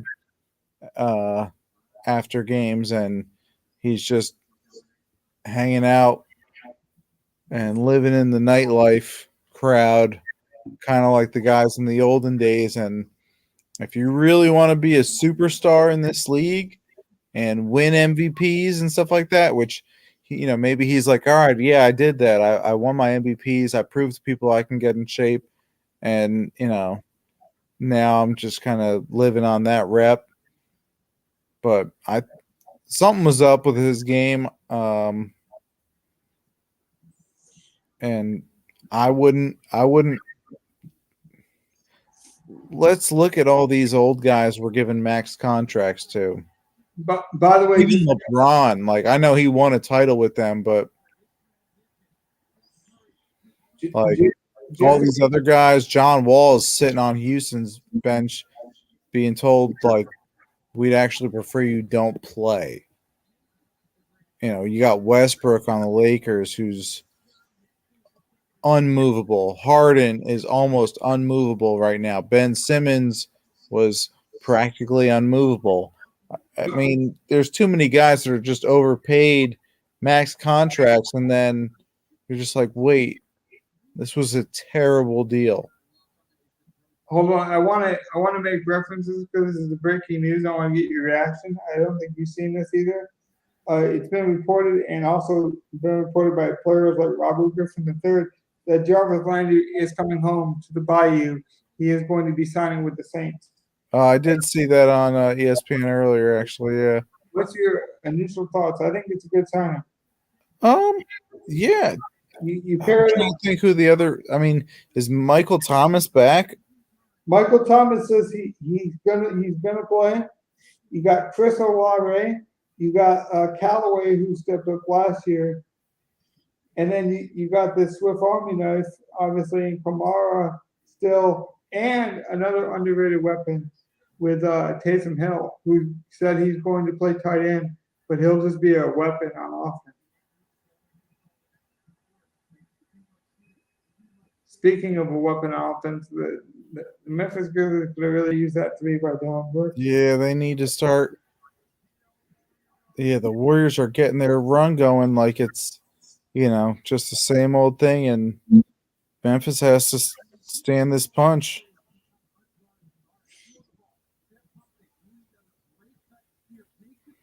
Steven Adams driving to the basket now. Speaking of which, Draymond Green said it's playoff time. I got only so many dunks left in my body, but this is time I'm going to pull one out. Had a thunder jam.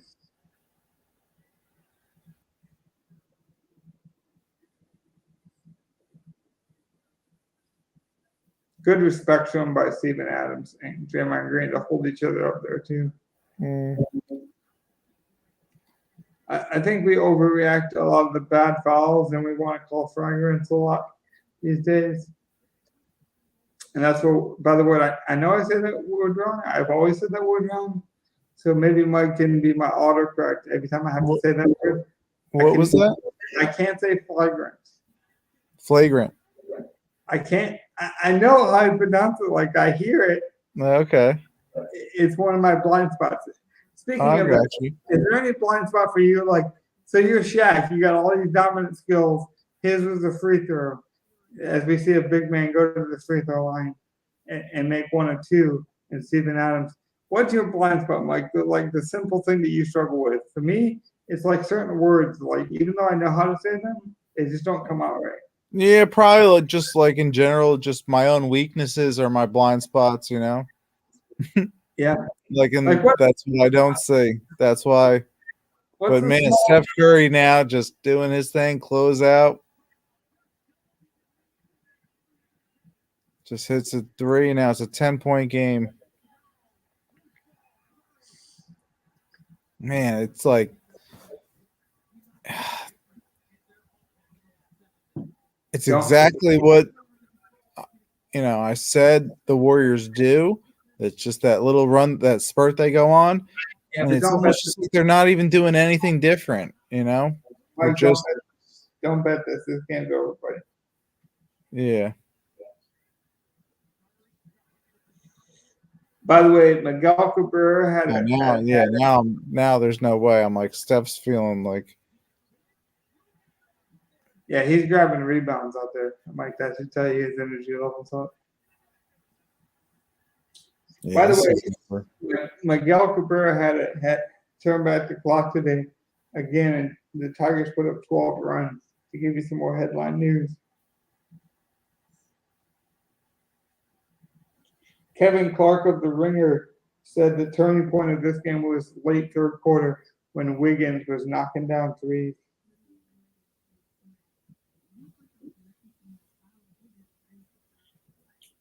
Yeah, Wiggins made several like key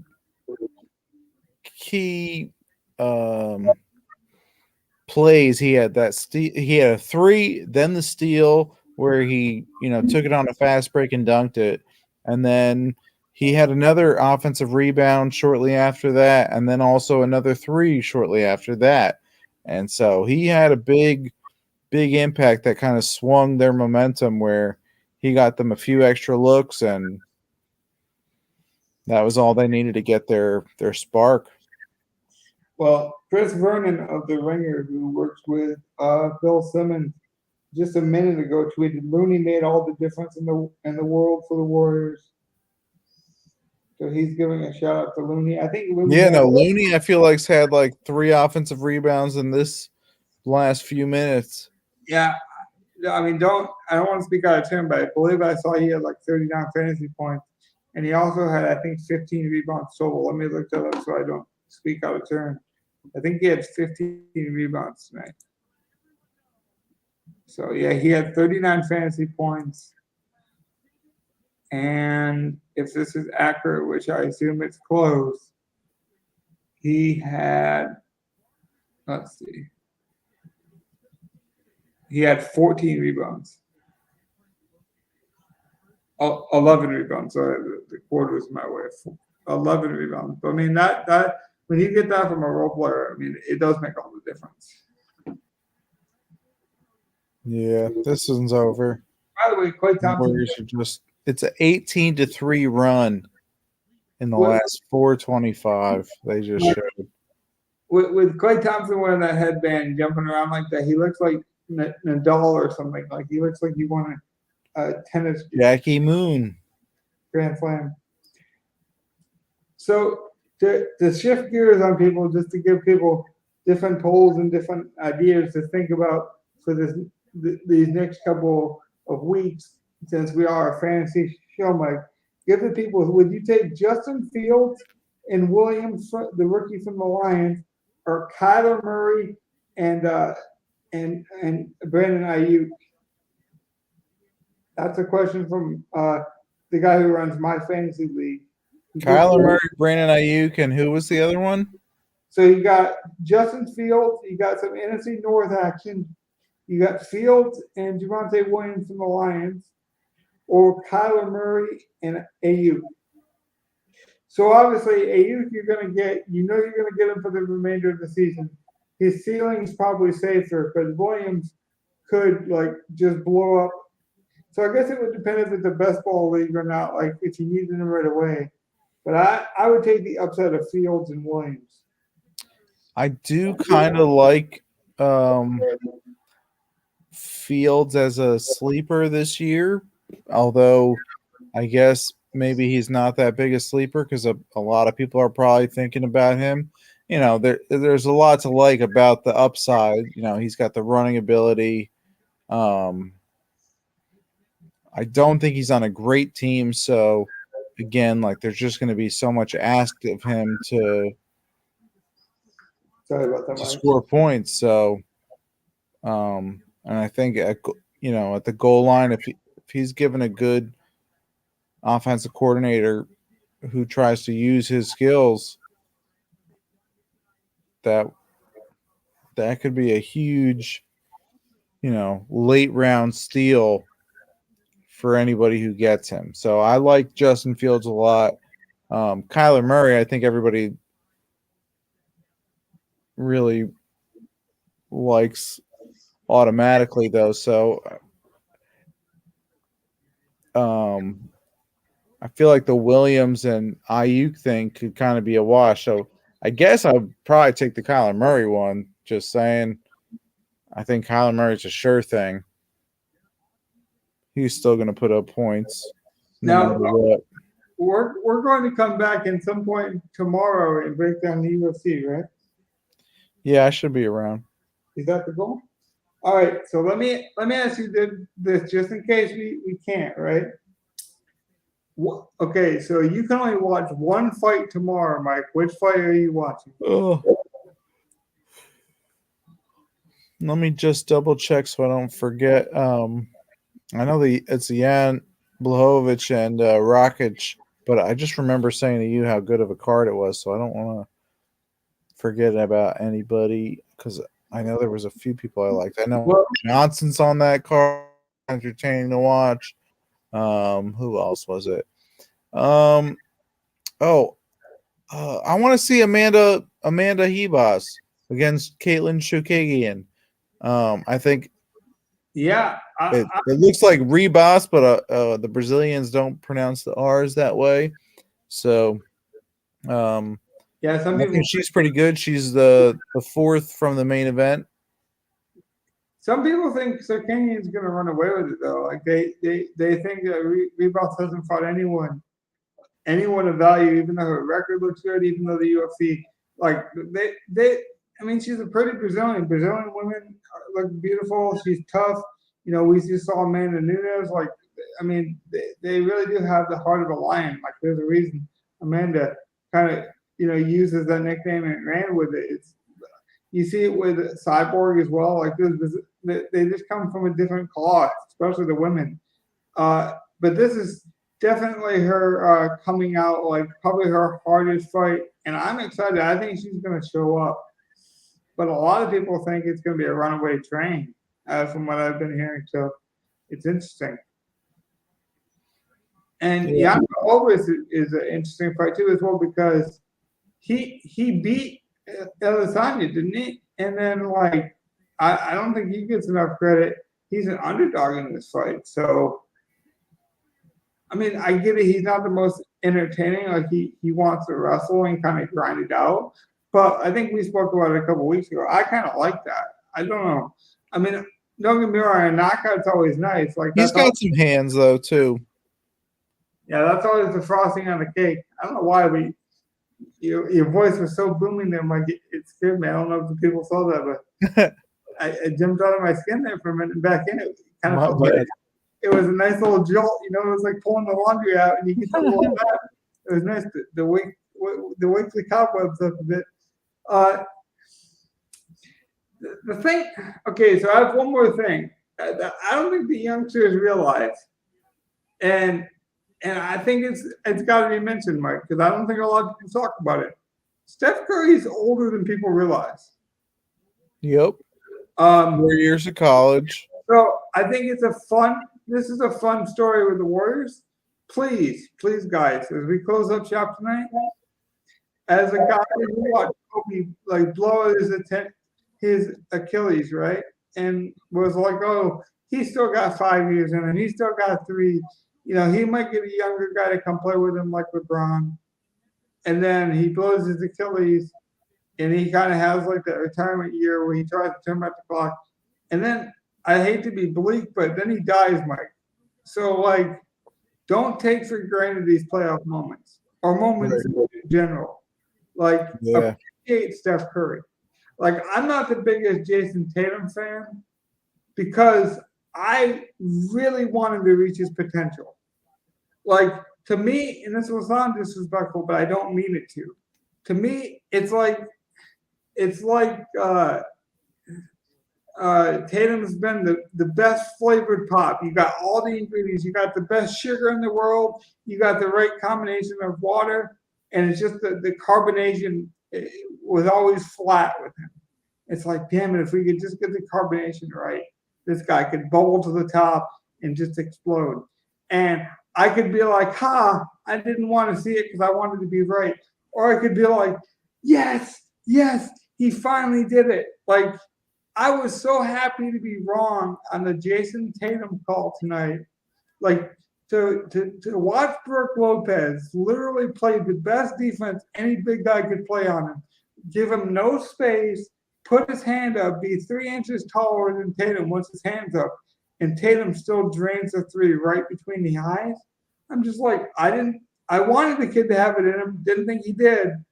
And then he pulled out the flare gun and showed me I was wrong. Said, SOS, I'm here, I've arrived. And I don't see why, like, I can't admit I'm wrong. I told you I would come on here and I would do the same thing with Chris Paul if that's the case. Like, I'm not saying I am wrong because Tatum had one good performance either. But trust me, I want to be proven wrong when good people do good things. You know, I'd rather see a Tatum prove me wrong on the court than hear about Kamara's situation domestically or hear about another player's dreams getting dashed because of a bad drug scenario or an drinking problem, or like, you just hate those kind of stories. Oh yeah, no one likes those stories. Right. Anytime I can be wrong about, like, hey, a guy wasn't good. Logan, you were right for half of his career, but the guy didn't care what you said because you're just some dumb fan, and he was in the gym at 6 a.m, Kobe style, working on his game. Like, I think I was right for a portion of his career, but I can also admit that Tatum wanted to prove me wrong and did. Maybe not me specifically, but he wanted to prove people wrong and got in the gym. So, I mean, I want to see it in Game 7 now too, but I was super impressed with Tatum, and I haven't always been. So I didn't realize that. I just heard Looney had 21 rebounds. Yeah. That's ridiculous. For a guy who I mean, I don't know how many minutes he got tonight, but they don't usually give him that many minutes. I had heard he had 10 in the first quarter, but damn. Yeah, I meant to say I thought he had 11 in the first quarter. I think I said he had like 11. Well, he might have. I remember Gov said it. He's like, he's got 10 in the first quarter. I was like, damn. I meant to say he had 11 in the first quarter. I think I misspoke and it sounded like I said he was. By the way, I guess this would be an interesting one because we talk about sports that most people don't. Who would you be more likely to watch if they were fighting tomorrow, like from an exhibition standpoint? Floyd Mayweather or the Spider? Oh, I would love to see Anderson Silva fight Jake Paul in boxing. I think he would kill him. Who would? I think Anderson would kill him. That's why I would love to see, because I think there's people. I really do. And it's not just I want it to happen. Because, I mean, I'll be honest. I never cheer for Kobe Covington just because I don't like how he got there. I respect his talent, but I don't like how he does it. So I will never cheer for that style. So I don't hate Jake Paul, but, like, I just like the way Anderson kind of fights in a defensive stance where, like, he doesn't like to get hit. And I think that's the difference between him and Tony and why he can still perform is because, like, he never really got into those wars, you know? Yeah, I agree. He doesn't get hit, but I don't know. His is more like head movement and stuff, which is why he could be good at, he is good at boxing. I think he's 2-0. Like, I don't think he's taken any losses since he started boxing after his MMA career. And I know he beat somebody at least. I can't remember who it was, but it was someone of relevance, maybe also old. But, I mean, Anderson Silva's like 47 now. So that's one of the things maybe I don't want to see him fight Jake Paul because I just do think a little bit, he's old. Okay. Tyron Woodley can get knocked out by, and I know Tyron Woodley's not the best boxer, but just age-wise, if a shot can knock that man down, a shot can knock Silva down, I'm pretty sure too. And, after seeing Tony Ferguson lay down for probably 2 minutes, because, I mean, we didn't see him down for the 2 minutes, but they wouldn't show the replay until he woke up, and I couldn't understand why they weren't showing the replay of one of the best knockouts ever. I want to talk about this when we do a fighting show. So if you think we're going to do a fighting show, we'll save most of it. Yeah. But yeah, I'm cool wrapping it up. I don't think we're at 2 hours. We'll see it, so you don't got to answer, but we will get to it on our next show. I almost want Mike to think about it and not answer. How much would you pay? Not who you think would win, not if you think they should fight. If they were fighting, Mike, you can't stop the fight. They're going to fight. Mike Tyson, Jake Paul, how much do you pay? And you don't even got to answer that tonight. That can be our I'm cheap. I don't pay for events. I want to pay-per-view it. Well, that's fine because I don't either. So, like, you can caveat that, like, what would you pay? Because I do think now I would like you to mention, like, you don't normally pay. So, like, if you pay $1 and you don't normally pay, that's a lot. But I still want a money amount next podcast, Mike. Not if you think it should happen. How much interest do you think it would be there for a Tyson? Oh, that's one I would actually rather say because I feel like Tyson could do more damage to Jake Paul than Silva, and even though Tyson's even older, like Tyson's even like way older, which is kind of scary, but at the same time, in a way, though, I think Tyson. But it would just go like if I'm Jake Paul, I know he's looking for easy fights. There's no winning if he wins that fight. If he knocks out Mike Tyson, it's like, dude, you just knocked out a 60-year-old man. Like that should be a felony. You know? You know, I mean, Tyson's that old, right? I mean, he's up there. I heard through the grapevine how the mainstream media wants to cover this much, so I guess this would be a good one for us to wrap up on. Cyborg supposedly said she would fight him. I think that would be good. Honestly. I, As long as, you know, I would be if for she's it. saying she wants to do it. All right, Tyson's 55, by the way, but still, that still would be like Jake Paul's under 25, right? Or Logan, or yeah, Jake. Yeah, But you're younger than us. Cyborg would be a good fight.